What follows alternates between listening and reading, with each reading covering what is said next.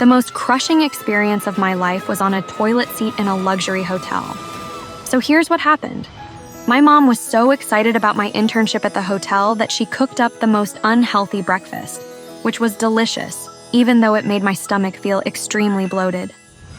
I walked into the 5-star hotel sweating not because of the first day nerves, but because my tummy aches so bad that I almost shat myself. I approached the manager who was already waiting for me. Hello, sir.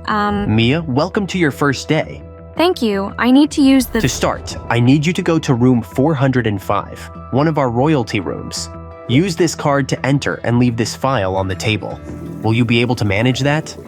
At this point, the morning breakfast was doing 360 somersaults and triple flips inside my intestines. Yes, I can manage that, sir, but... I need you to have the file on the table within the next 30 seconds. The manager was a tall man who looked like he could poke my eyes out with his long nose, so I decided not to ask if I could use the bathroom and hold myself. Finding my way to the royal suite was not a problem, since all the interns received a detailed map. As I was about to exit the room, my stomach let out this huge sound, which meant that it had run out of patience, so I had to go. I looked around this huge room, which indeed looked like royalty, and since no one was around, I quickly ran to the bathroom. Oh, what a relief I felt sitting down on the toilet seat and being able to release myself. It felt so good that I even started humming to myself, looking around in the bathroom at all the nice fancy cosmetics. And then my eye caught a glimpse of a golden glass bottle on a small table next to the toilet. I picked up the bottle and sniffed the top until suddenly the bathroom door flung open and I screamed, throwing the bottle on the floor, which broke into pieces with brown stuff that looked like poop, splattered all over the floor and on the suit of a tall, handsome man who glared at me like he just saw a ghost. The man quickly closed the door and waited for me to finish up, and I felt like flushing myself down the pan at that moment. What were you doing in my bathroom? I'm so sorry, sir. I needed to use the bathroom because... Did you make a mess in everyone's bathroom in my hotel? His hotel? I didn't understand what he meant until my manager showed up. Mia, I almost thought you got lost. I see you met the owner and director of the hotel. I should have gotten fired at that moment, but the hot director did not mention anything to my manager. Instead, he wanted to see me in his office later that day. When I went to the director's office, he gave me a mountain of files to reorganize and hardly said a word to me as I sat opposite him.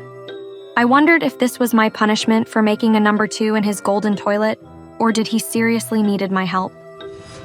After some time, I realized that the director made me his assistant, which meant I was always with him every day.